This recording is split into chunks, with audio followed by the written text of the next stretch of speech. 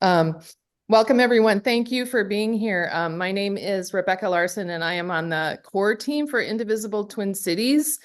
And we're really appreciative and grateful that you are here.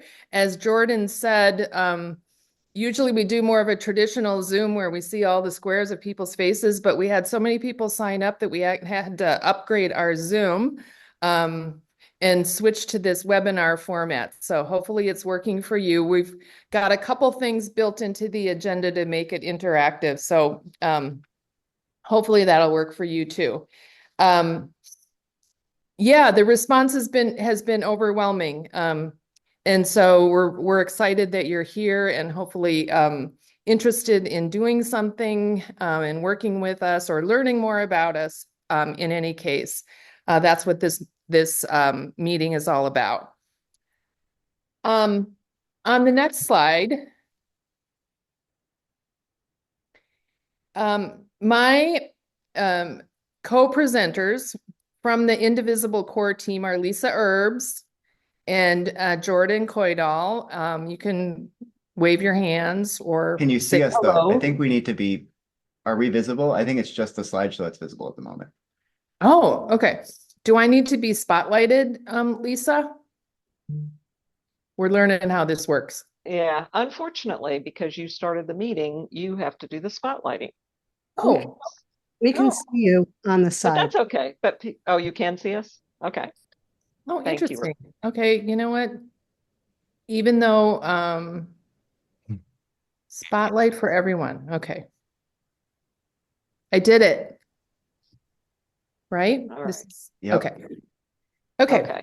Oh, so yeah, we are visible on the side of the screen, according to my, thank you, mother.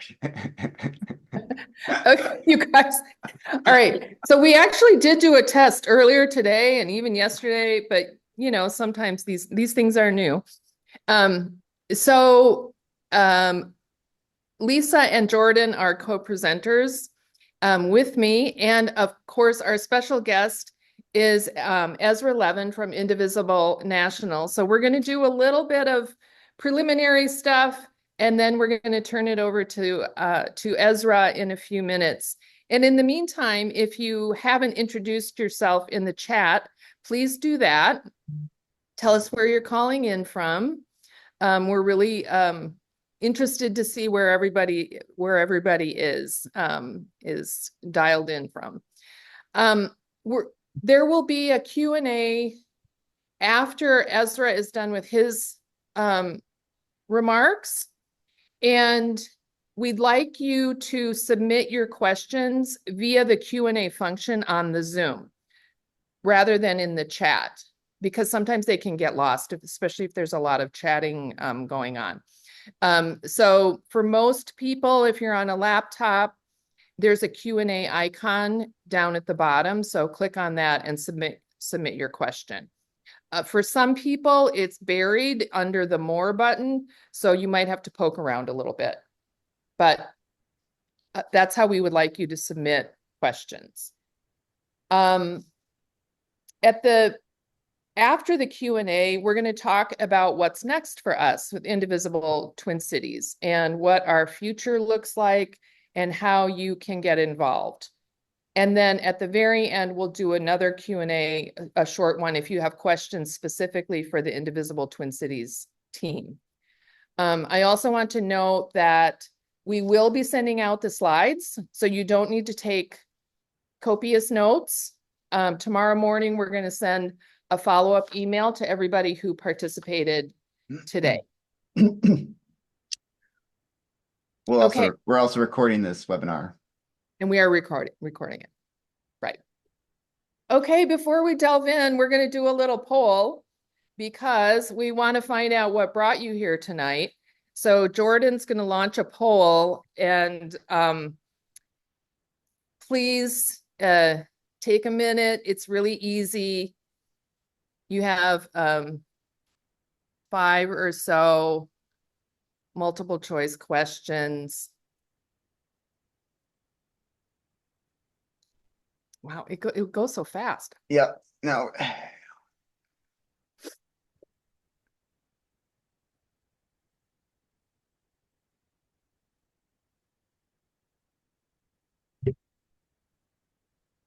We've got 170 out of 215. Wow. That's good. Let's wait a few more seconds.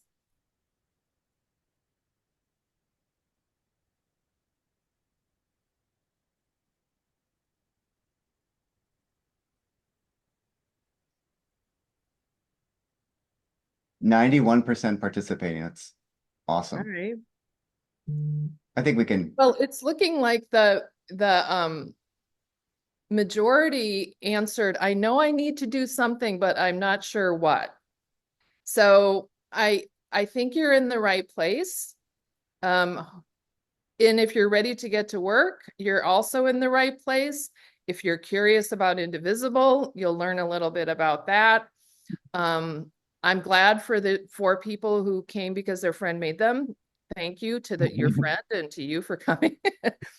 And then I think we've all felt a little scared, angry, and anxious, and we appreciate being with like-minded people. So yeah, thank you so much for doing that. Okay, I think we can stop sharing. I do that, right, Jordan, or do you? Oh, there you go.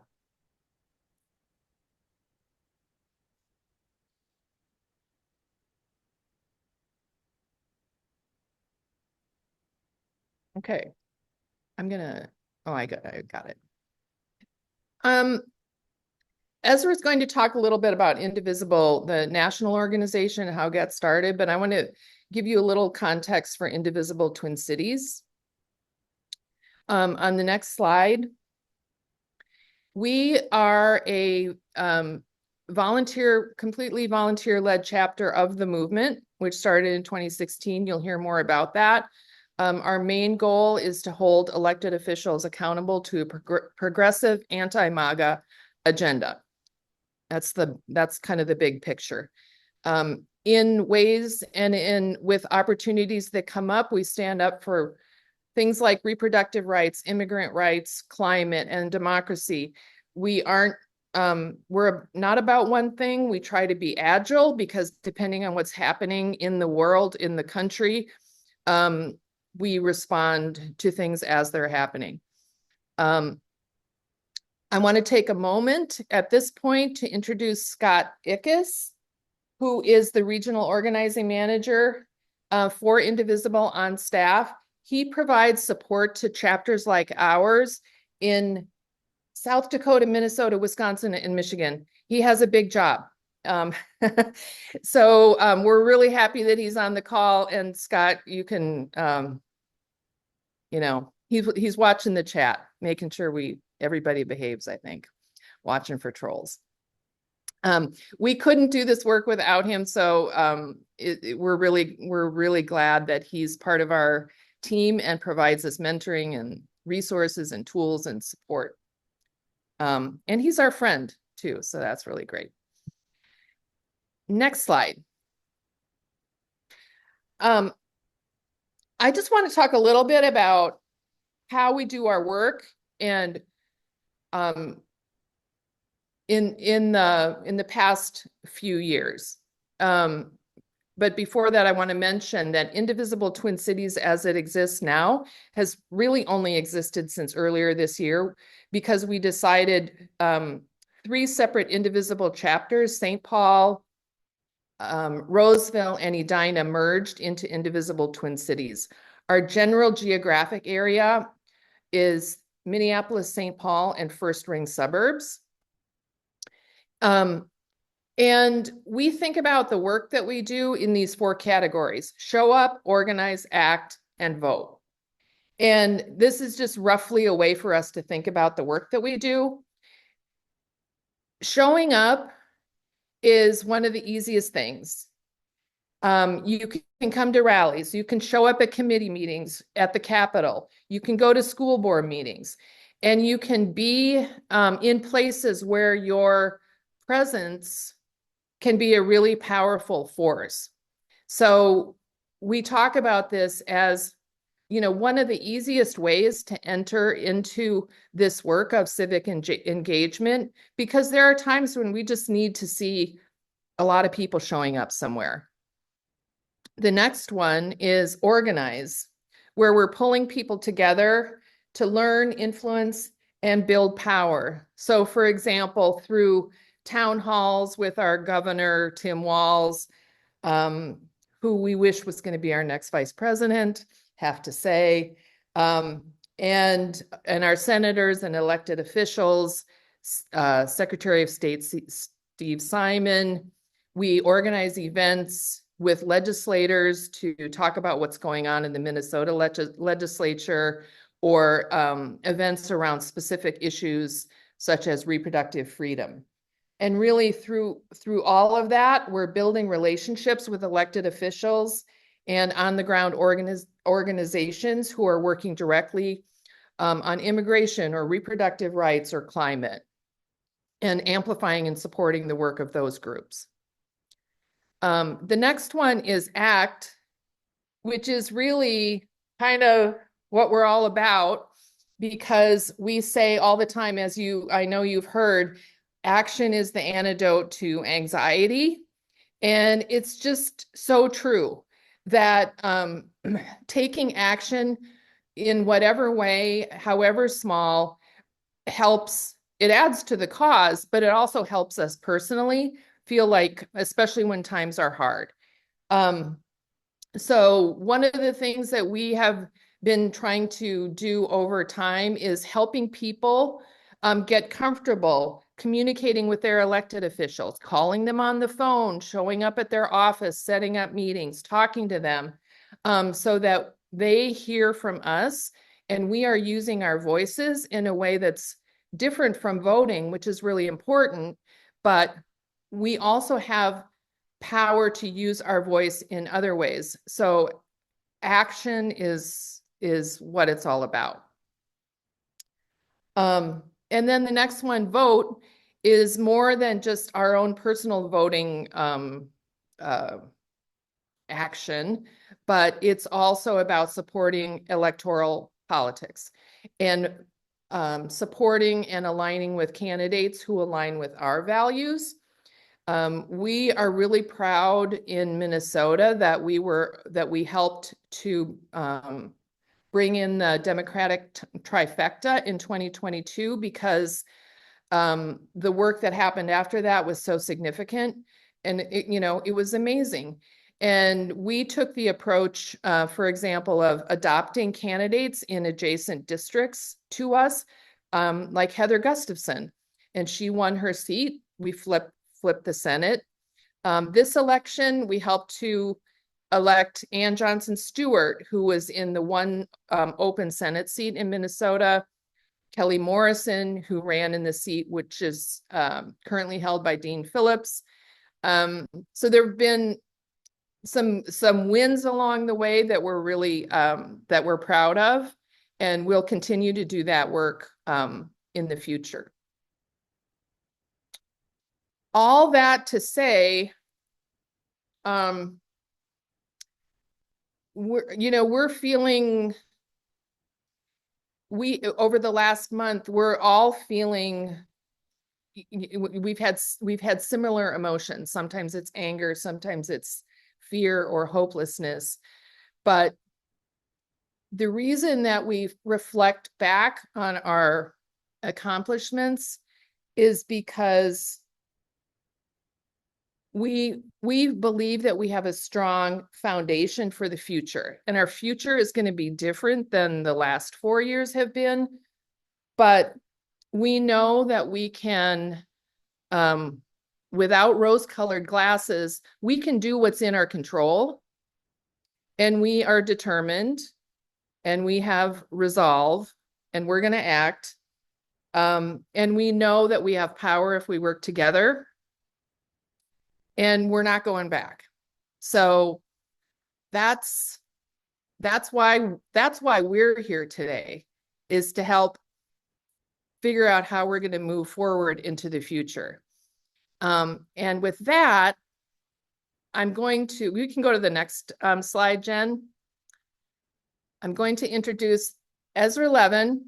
So happy that you're with us today. I have to say two things. First of all, the meeting was billed as the Leah and Ezra show. But we learned that these two people are in high demand, and Indivisible chapters around the country are asking for their wisdom and their guidance and their inspiration. So we understand there's a need to divide and conquer, I guess you could say. But the other thing that I was reminded of just a few minutes ago is that both Ezra and Leah are graduates of Carleton College in Northfield, Minnesota, which one of our members pointed out is the finest private college in the United States. So thank you, Ezra, the co-founder and co-director of Indivisible, for being here with us tonight. I will turn it over to you and let you take it from here. And Before- one more thing, Jordan's going to jump in when you're done. And then we'll go into the Q&A and Jordan will moderate the Q&A. And before Ezra begins, can Jen, can you stop sharing so that Ezra can get the spotlight? Brilliant. There we go. Awesome. Spotlight. Hi, everybody. Can you hear me okay? Yes. Well, Sound great. Thank you for having, look, it is great to be here, even if virtually back in Minnesota. Rebecca, as you mentioned, yeah, Leah, my spouse and the co-founder of Indivisible with me, we spent 4 years in Northfield, Minnesota. I'm sorry that y'all drew the short end of the stick. You got me instead of Leah.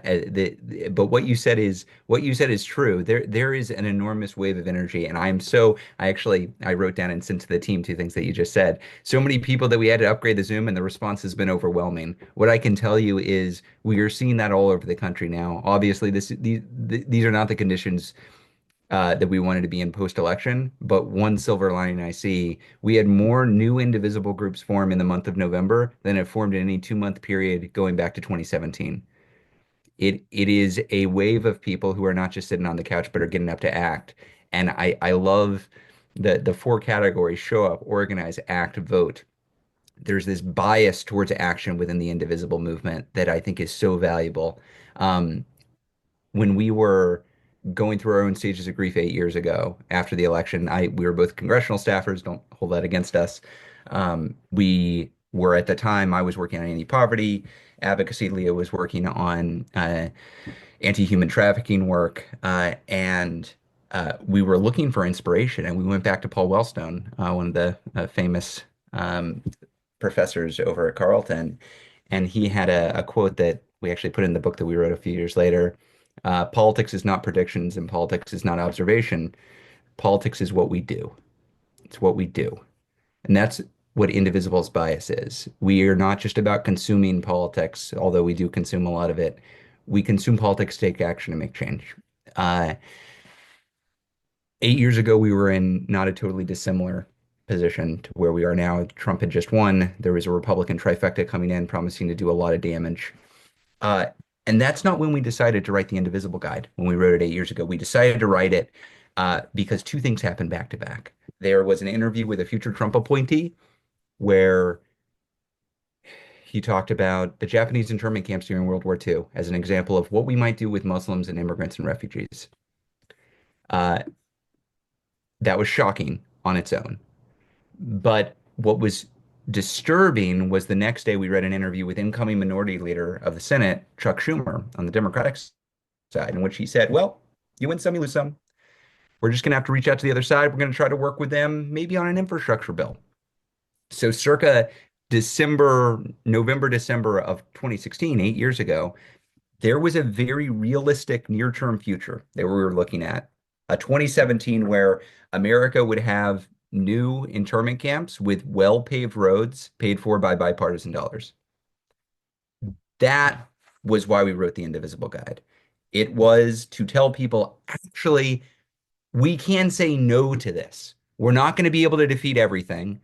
It's not all going to be okay. They're going to do a lot of damage, but actually we do have power to organize and fight back because we've seen it. When we were congressional staffers, we saw the Tea Party, the racist, bigoted, often violent movement, organize effectively locally to push back and trim the sails of the Obama agenda. We saw that with our own eyes, and we didn't like their ideology, but we saw the efficacy of their strategy and tactics, and we thought we can do the same. Look, we can stop some of the worst of the Trump administration. And the reason why we called the guide Indivisible was, I know, Rebecca, you were saying Lee and I are dividing and conquering, but that is the strategy of the other side. It is a divide and conquer strategy. They focus on marginalized segments of society in order to generate enough damage that they can do without generating backlash that endangers them politically. And they will focus on one and then the next and then the next. And the strategic theory at the heart of the Indivisible Guide was we have to be indivisible. We have to stand indivisible with communities under threat, treat an attack on one like an attack on all, both because, yes, that's the morally right thing to do, but it's also the politically strategic thing to do. Because if we allow them to pick us off one by one, we're going to lose and we're going to keep losing and they're going to do a whole bunch of harm. Okay, so having quoted Paul Wellstone, and I'm going to shut up relatively soon because I do want a lot of Q&A. Having quoted Paul Wellstone about not making just observations about politics, I do want to make one observation that is really important to what we do next. So it is important to what we do. We have fellow travelers in this fight for democracy who have responded to this election by saying, we lost, democracy's dead. It's over. We're in a fascist government now. And I think it is very, very important that we do not concede that point. I agree democracy is imperiled. I even would allow that it is possible things are going to get so bad that engaging in this sort of activism and electoral work won't work. But we don't know that now. And we really should not give the fascists power that they don't have. We should not obey in advance, as Timothy Snyder tells us. We should assume that we still live in this representative democracy, and we got to fight for it until we don't have the ability to fight for it. And that is not just an optimistic statement. What we know about this election is it didn't just happen to us. For the first time in the history of democracy, in 120 years that we've been tracking data, every single ruling party in an industrialized democracy that held an election this year lost power. Every single one. Every single one. Worldwide, in this post-COVID, post-inflation moment, when faced with the option of incumbent status quo or anything else, voters across the world, regardless of the ruling party's time in office, regardless of geography, regardless of ideology, voters said, nope, we don't want more status quo. We'll roll the dice. We want something else. From France to Slovenia to South Korea, everywhere that happened, the US included. And that's an important point because if you believe that Trump won to bring fascism and the public embrace that, you would say, well, I guess game over. Nothing for us to do here. The people voted for lower prices of eggs. They didn't vote for fascism. They didn't vote for Project 2025. And that's an important observation because it directly influences what we can do in this moment. Because if they voted for lower prices, if they voted against the status quo, then we know what's coming. And that's backlash, widespread public backlash, because the Republicans are promising to do deeply unpopular things. They're planning to come into Congress and to this administration and come after our healthcare, come after our Social Security, come after our schools. They're going to cut taxes for millionaires and billionaires. They're going to get fluoride out of the water. That's not what people voted for last month. Voters across the country and non-voters who didn't show up are going to wake up to chaos, cruelty, and corruption from the other side. That's what they're going to wake up to in 2025. And they're not just going to be disappointed. They're going to be pissed and they're going to feel like they were betrayed and there will be backlash. And so the question for us over the next 2 years is what do we do to harness that backlash, limit harm, defeat what we can, and slow down everything we can't defeat? That is the central question for us. There's a bigger debate about what's the future of the Democratic Party. What about coalition politics? What about campaign strategy in a presidential? These are all important questions if we can get to a 2028 with free and fair elections. But I don't take that as a given. I think in order to protect our democracy and limit harm and break their coalition, we've got to be focused on what we can do over the course of the next 2 years. And that's building a winning coalition over the course of 25 and 26 to retake some amount of power nationally. And this is why we wrote the new Indivisible guide. So a few things are true from 8 years ago. We still live in this representative democracy. And that means something really important and personal for electeds. Every elected still has to wake up every morning with the same question on their mind. How do I get reelected? How do I grow my power? Doesn't matter if they're the good ones or the bad ones. They know they got to get reelected in order to maintain power and build their power. That's still true in this representative democracy. At a national level, something is also true, similar to 8 years ago. We've been rocketed back to a political reality where we lost the ability to set the agenda at the national level. We lost the House, the Senate, and the presidency. The consequence of that is we do not have agenda setting power. That is a harsh reality of the political moment we're in right now. It's different from the past 6 years. When we retook the House in 2018, suddenly we had the ability to influence the agenda. We've lost that now. For the next 2 years, we are forced into rapid response and defense mode. So, as much as I, as a progressive, would like to talk about the future policy agenda that I would like to enact, it's not on the table nationally for the next 2 years. What's on the table nationally is how much do we fight back against the bad stuff they put on the table. Another thing that is similar to 8 years ago, Democrats around the country are all doing the same thing. They are doing this. They're licking their finger and they're putting it into the wind. They're all doing this to see which way the wind's blowing, whether they fight back, whether they offer concessions, whether they try to build bridges to Trump and MAGA. They don't know where the ground is right now, and they're looking for signs. We do not have a leader of the Democratic Party, and we won't for 2 years. The leadership of the Democratic Party will be determined by forces all around. It will be determined by lobbyists and donors and corporate interests, and if organized, people power too.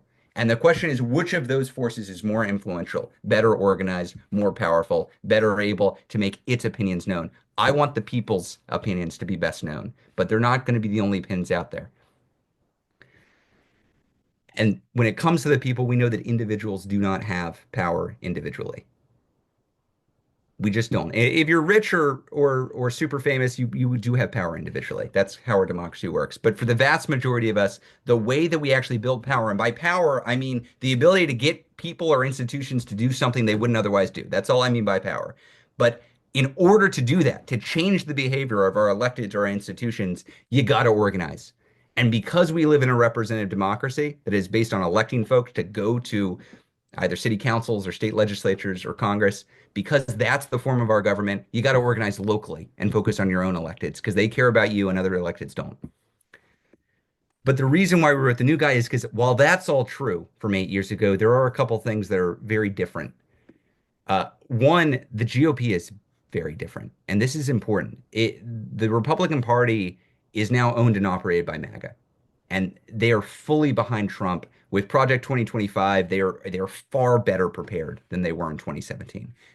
That's just a basic reality, which means unlike in 2017, where we could basically scare the bejesus politically out of just about any elected official in Congress, headed into next year, many Republicans, whether they're hardcore MAGA or not, are going to be more resistant to pressure from us than they were in 2017. That's a basic political reality that we're facing now. But another political reality is that this fight is not just going to play out in Congress. In 2017, our overriding focus was just on pushing Congress to trim its sails, to do less bad things, to stop and delay what we could. We can't just rely on Congress now. There are going to be fights there, and we should engage because they have a very, very slim majority. So they're not going to be able to get everything done that they want to get done. But we know that Trump and his team intend to weaponize the federal government to go into blue states, to use the federal force to go into blue states and force y'all to implement MAGA policy, which means we've got to use every tool available to us at the city level, at the state level, and yes, at the federal level where we've got it. So let me just say, like, 3 things that I'm talking to a lot of Indivisible groups about in this moment as we prepare for 2025. One, which is extremely important, is preparing to absorb new energy that is going to be coming in. We're seeing it already on this call, right? This overwhelming amount of new interest that's showing. That's awesome. We need more people in organizing. That is indeed how we win. In an interview shortly after the election, Tim Snyder, this historian, he wrote On Tyranny, uh, he gave a quote that I've been using a lot, uh, talking about the danger of authoritarian takeover. And he said, "They want you to be alone. Nobody is going to fix this alone. That's not how this works." That is so exactly right. We cannot individually or even within an individual indivisible group fix this. Our success is going to depend on our success organizing local groups and connecting those indivisible groups statewide and working with other partners on the ground who are working to protect impacted communities. So creating a place that is welcoming for folks to join, that is enjoyable and is impactful, is fundamental to every single thing that we're going to accomplish over the next 2 years. Everybody here, y'all are part of the first wave. That's awesome. I love it. Know that more are coming. The new Congress is going to get sworn in on January 3rd. The new president is going to get sworn in on MLK Day on January 20th. More people are going to, as events happen, say, "Oh my gosh, I can't believe X. I can't believe Y. I can't believe Z. They're doing that. How can I do something?" And it is our job in those moments to offer them a home and not just a welcoming place, although that's important. Not just a fun place, that's important too. We don't want it to be a drag because people aren't going to participate if it's a drag, but an impactful place. We have to be able to offer people ways to engage that actually makes use of their skills and puts them to work doing things that actually do change stuff. Because if people are just participating because they want to consume politics, that's not enough. We don't want people just consuming. We want people doing. And it's incumbent on all of us who are organizing locally to find ways to welcome these new folks in. That's one. Second thing, we need all indivisible groups, everybody in this moment, to identify where you actually have leverage. You might have a deep, I mean, you're in Twin Cities, so you don't face this problem. Some indivisible groups have a deep red MAGA member of Congress. You probably shouldn't focus your energy on that. They're not going to listen to you, they're not going to budge. So we should be asking ourselves, is it at the city level where we have a lot of leverage and opportunity? Is it at the state level where we have a lot of leverage and opportunity? Is it our state legislature or our governor or our attorney general? Is it at the federal level? Do we need to buck up some Democrats that are not finding their spine in this moment? Or do we need to cheer on champions who have found their spine and are fighting back? But that's work that y'all have to do. Y'all have to do. Asking have your Democratic electeds at any of those levels, are they passing legislation to protect you, your neighbors? Are they protecting red staters who are seeking safety? Are they pushing back against MAGA efforts to target your neighbors? Are they working with other Democrats to create alliances, to create compacts? How are they going to protect labor and civil rights and environmental standards? Are they using the full power of their office? That's the question.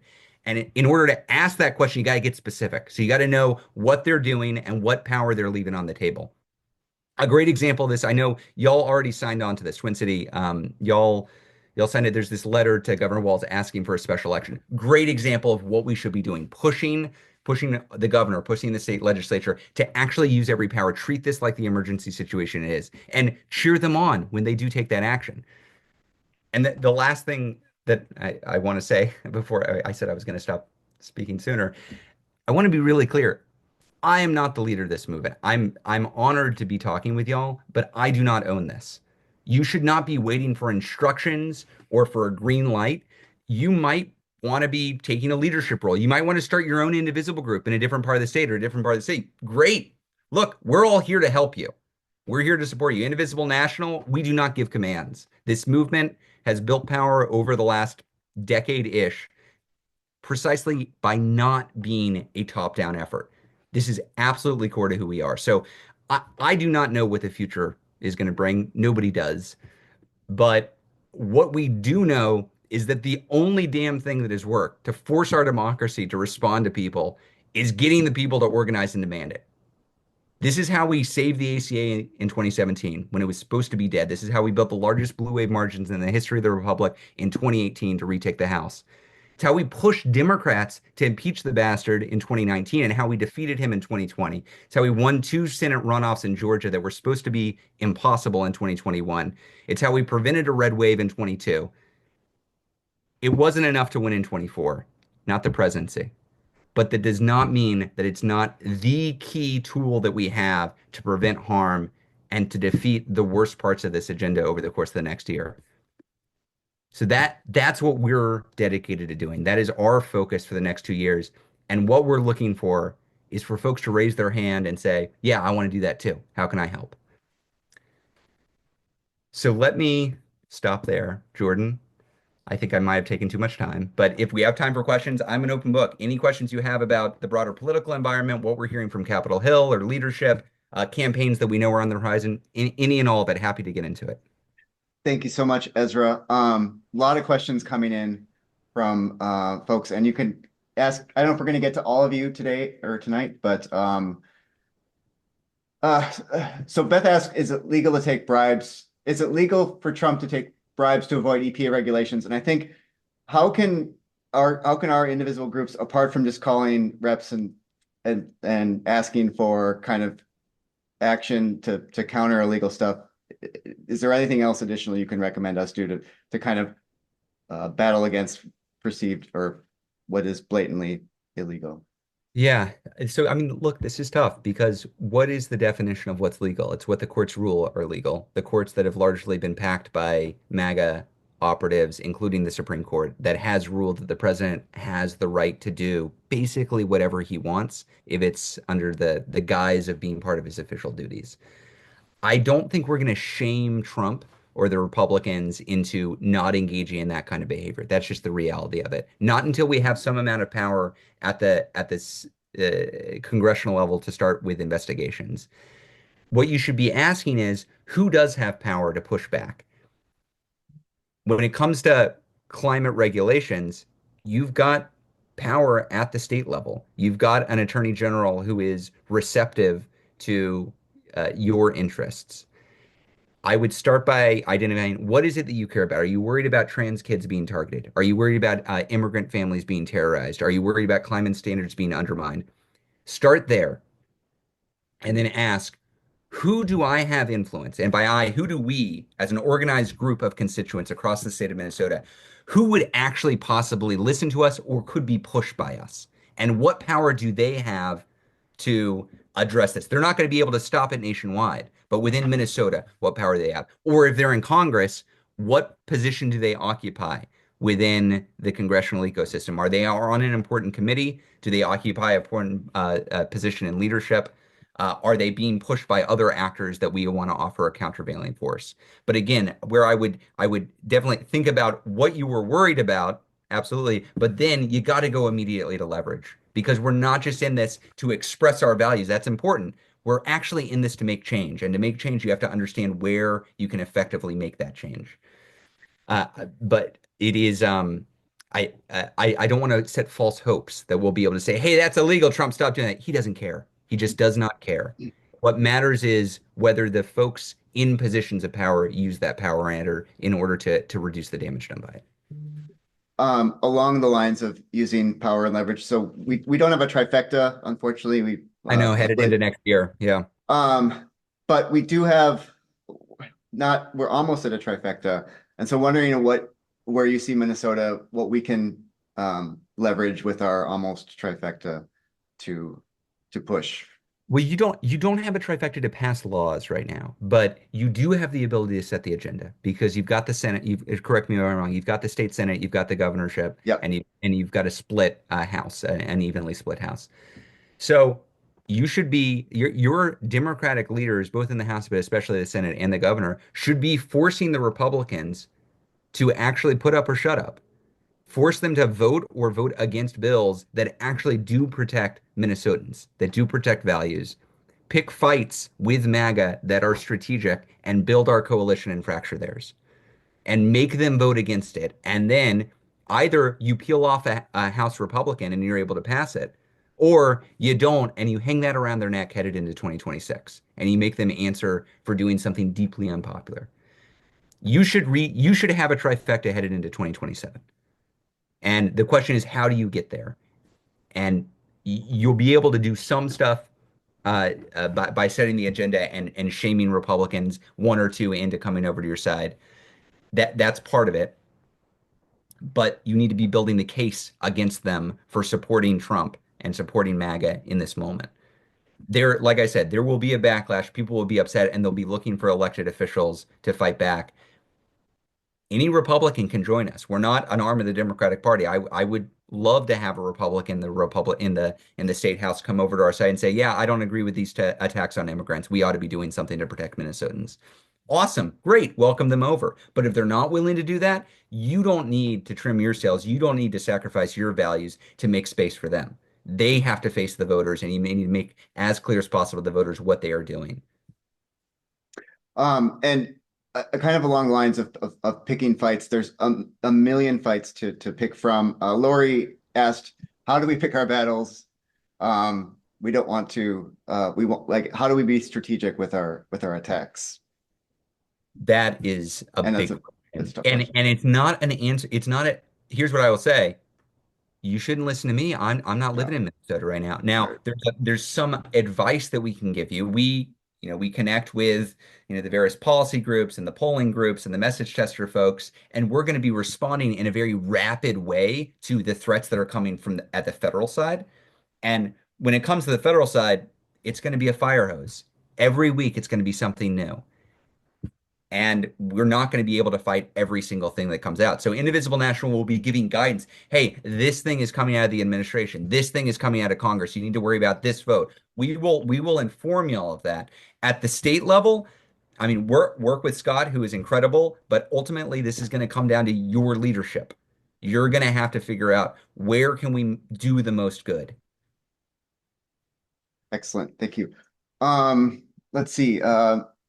Rebecca, can you keep me honest with time? I want to make sure we're on track, but I'll sift through some of these.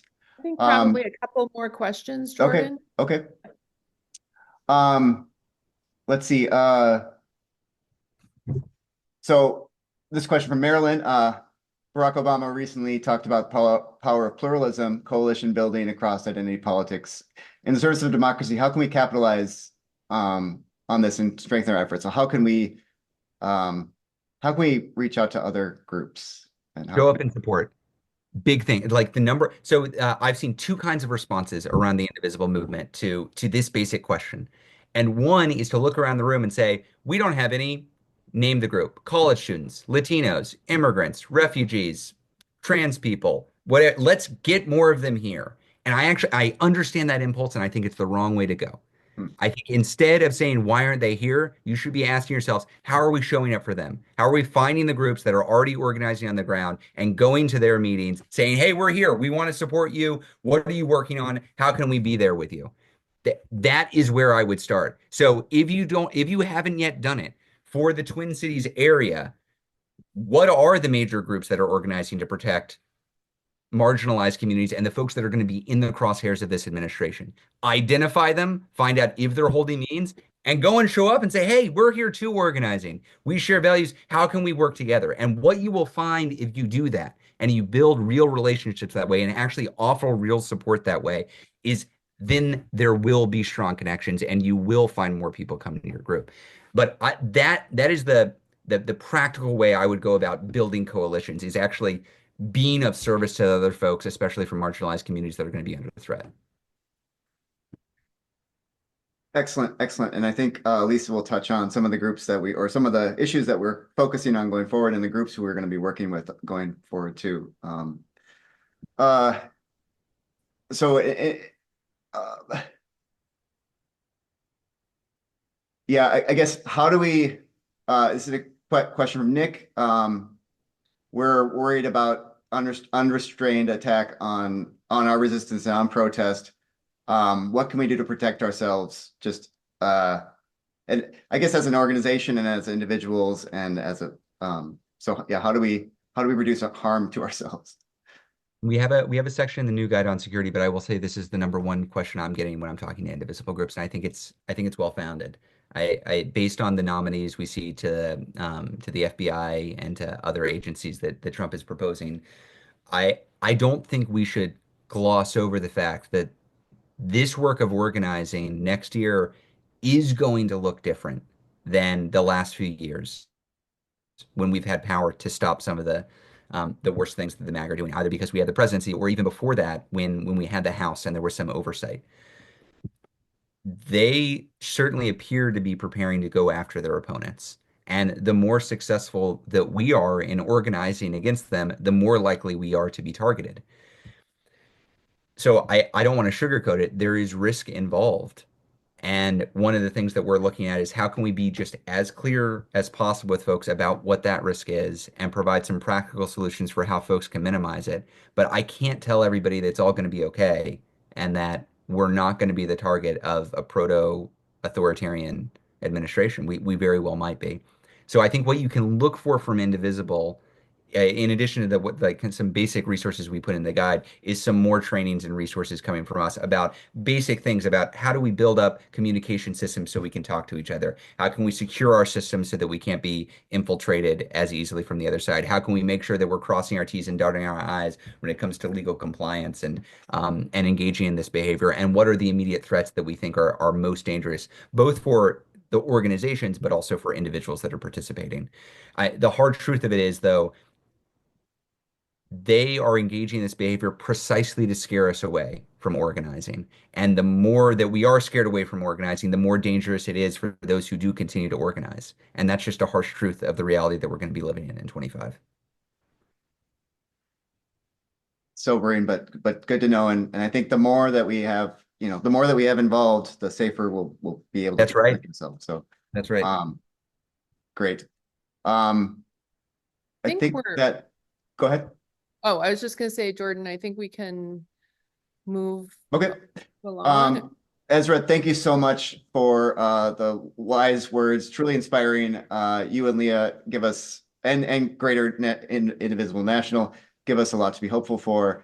Now I'm going to hand off to Lisa Herbs, who's going to talk about what Indivisible Twin Cities has lined up and where you all fit in this this us going forward. So thank you. Thanks, Thank you. Jordan. Thanks, team. Really great to be here. We're cheering you on. Let us know what we can do to help. Scott is incredible. And so I know y'all are working with him, but we are here to support your work and want to see y'all grow to be as big and powerful as possible. Thank you. Thank you. Thank you, Ezra. I'm gonna And Jordan, good job there with the questions. I'm gonna replace. Thank you, group. Lots of good questions. I didn't have time to get through all of them. I think what we'll do is probably send some answers, some tan type stuff out with the notes afterwards, because there's still some good stuff that we haven't gotten to. So thank you. Right.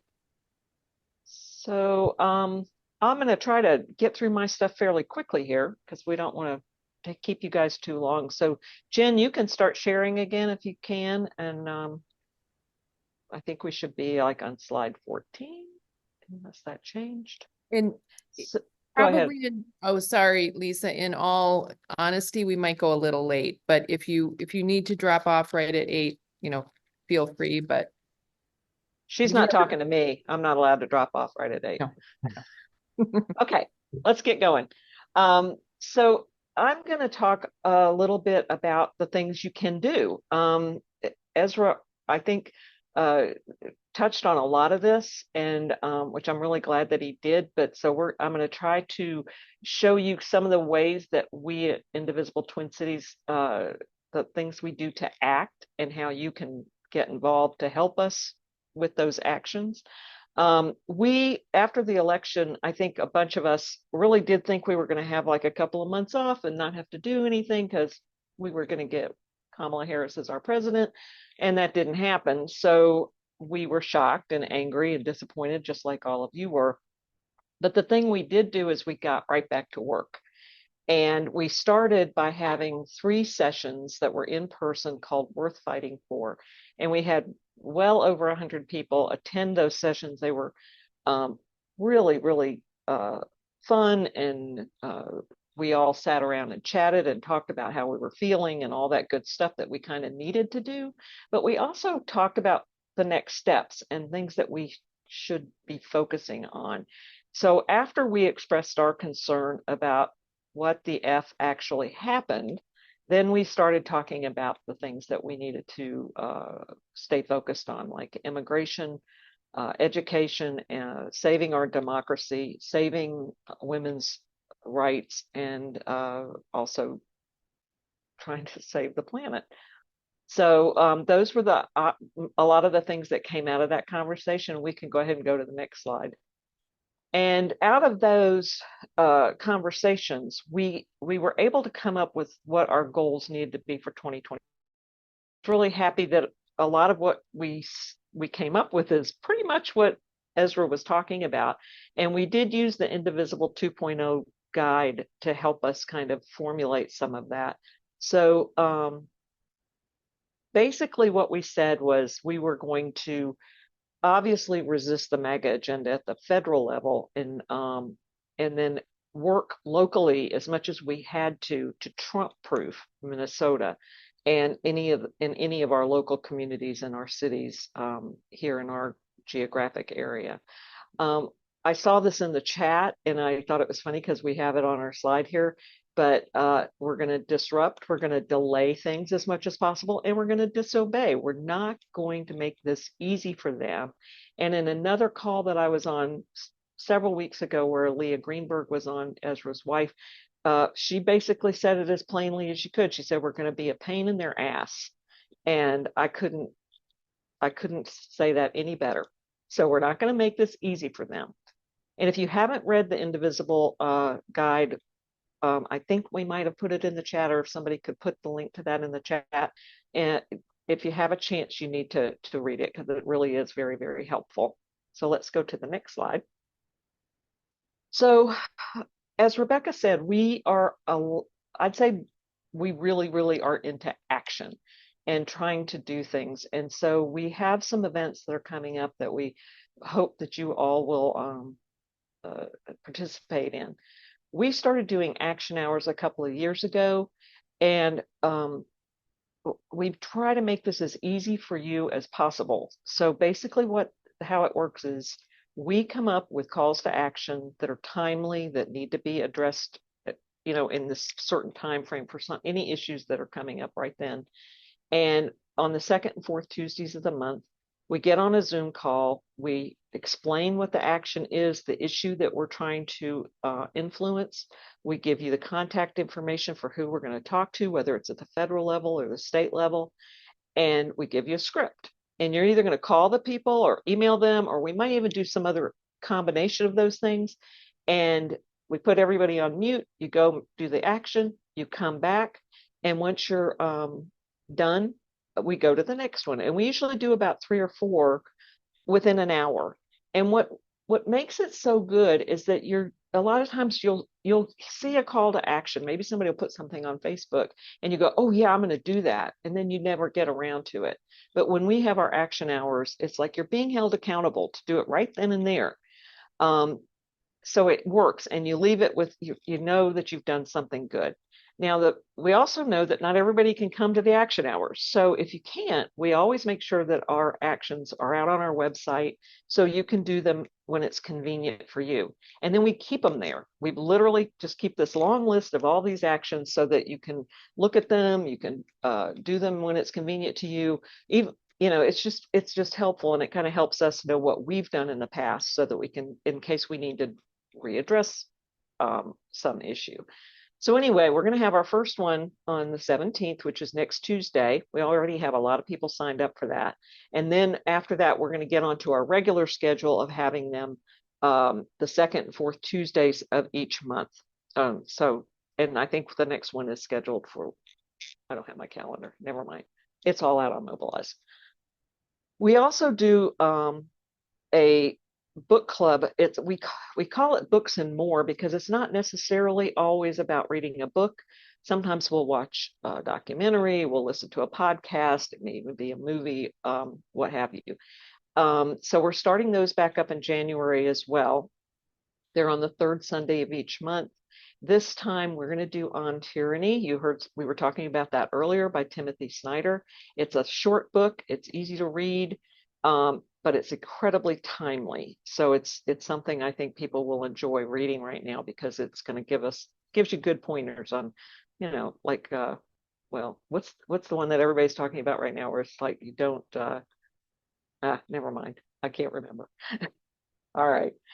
So those things are already set up on our schedule. Then we also are going to be starting monthly member meetings, basically kind of like this one. We're kind of in the process of planning this, so we don't have anything on the calendar right yet. But one of the things we have talked about doing is maybe having a session called Activism 101. And this again was something that Ezra touched on. And when we talk about that, when we all started doing this, when we first started with Indivisible back in 2017 and a few years later, we weren't activists. We didn't really know what that meant. We just knew we wanted to do something. And I think a lot of you on this call today are in that place right now. And so we felt like doing something where we can kind of get everybody at the same baseline is helpful. So in other words, who are all of our electeds? How do we reach them? How do we influence them? How does it work to get a law passed? I know that sounds really schoolhouse rockish, but it's very it can be confusing, especially at the state level. It's in Minnesota. I've found it pretty confusing. So we can talk about things like that. We can talk about what's effective and what isn't effective. What should we spend our time with on and not? And then the other thing, and it's been mentioned before, is this idea of building relationships with other groups and kind of combining all of our efforts so that we can have much more of an impact. So I think with that, if we want to go to the next screen, and I think Jordan's going to take care of this, we're going to do one more quick poll. And it's really to ask you how you feel about this Activism 101 idea. Do you want to participate in such a thing? If you did, is it a Zoom meeting? Is it in person? And we just kind of want to take a quick pulse here and see if it's something that you all might be interested in or not interested in at all. Lots of people would prefer Zoom, it looks like.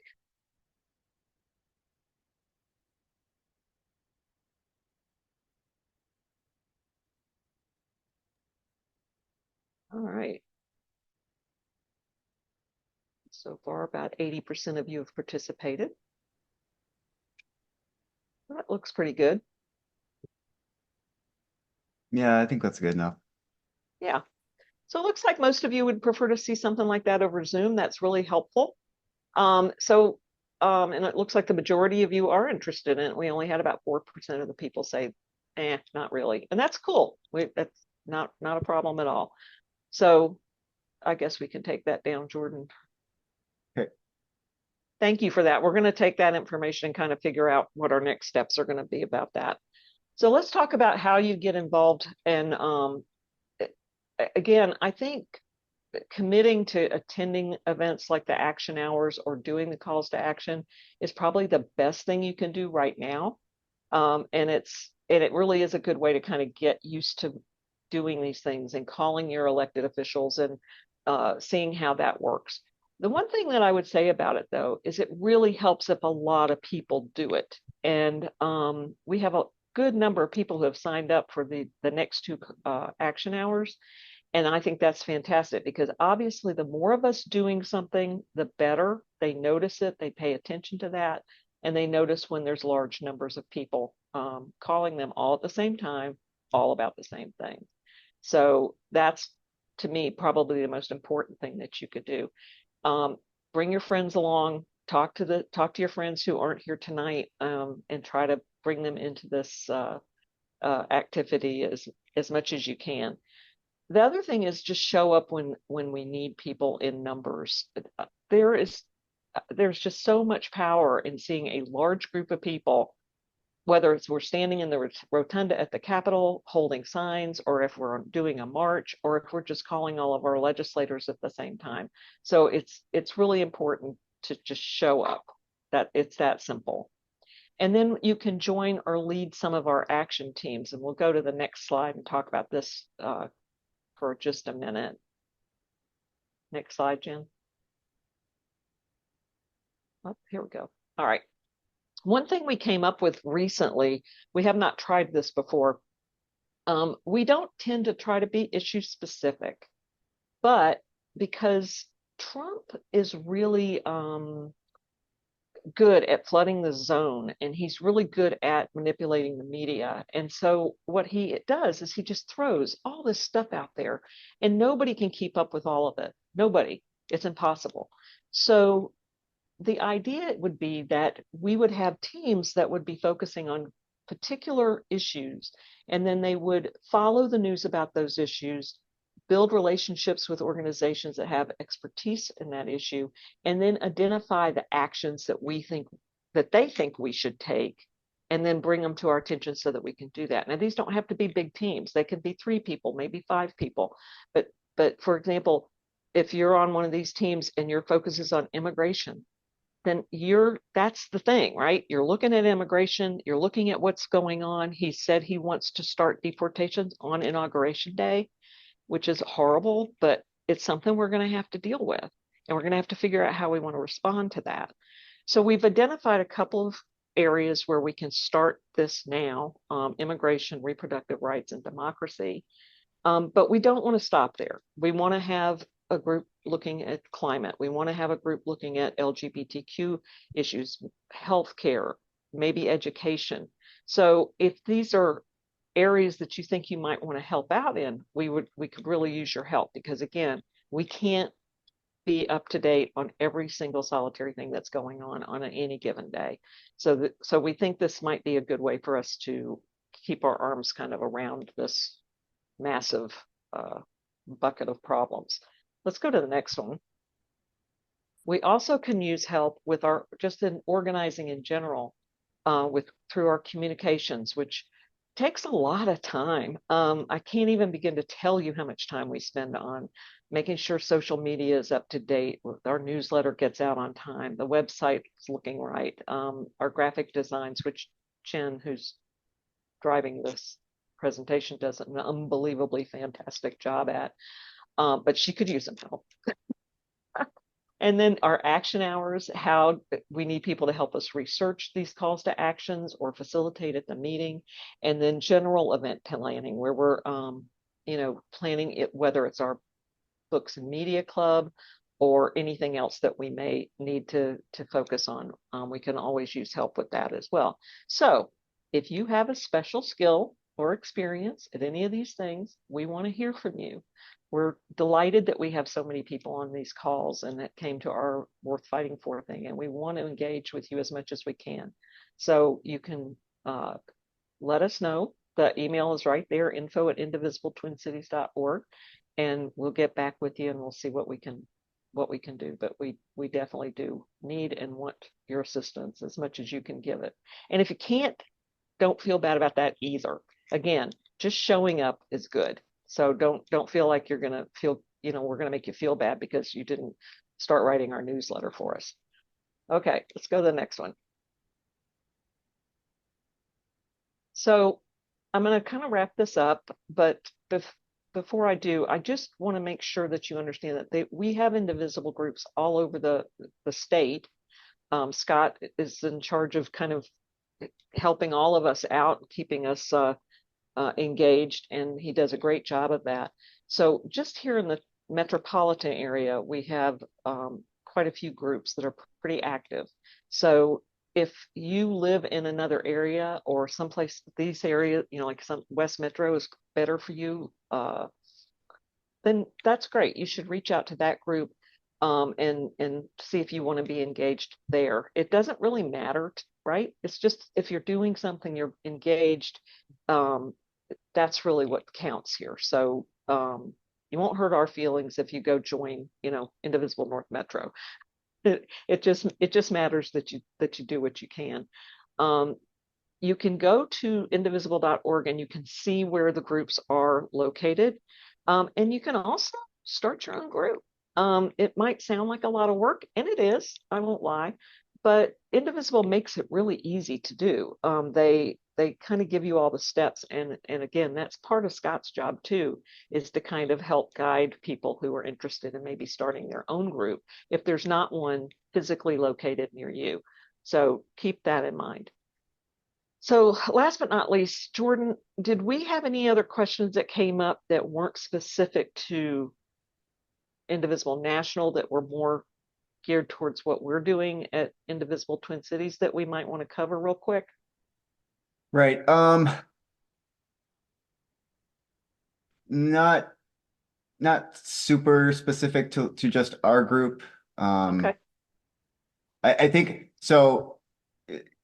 Eden, asked about like local advocacy, and I think we're going to lean on our city council members and folks that we've talked to in the past and reached out to in the past with our action hours and with our events, and collaborate with state reps. And so I think we've established some pretty good relationships over the past however many 8 years now. And so I think we'll continue to leverage um, our open channel of dialogue with them to get into local advocacy. I don't know if Lisa, you want to add to that at all? No, I think you got that covered pretty well. So I guess we're done, but I just want to let you know that tomorrow you'll probably get an email from us. It's going to have a link to these slides. It'll have some of the links to the different things that we talked about here. It'll also have a recording of this, and we'll put that out there so people can listen to it if they weren't able to attend. And I think we're pretty much done. I want to thank everybody for coming. It was really exciting to have Ezra here to talk to us. And I want to thank all of our team who worked really hard on getting all this set up. And I thank you guys for being patient with us during our little growing pains that we've been having here with all this participation that we've been getting over the last month. So I guess that's it. We can say goodnight. And thanks everybody for coming. Thank you all. Thank you. Thank you, everybody, for joining. Good night. Good night. Have a good evening.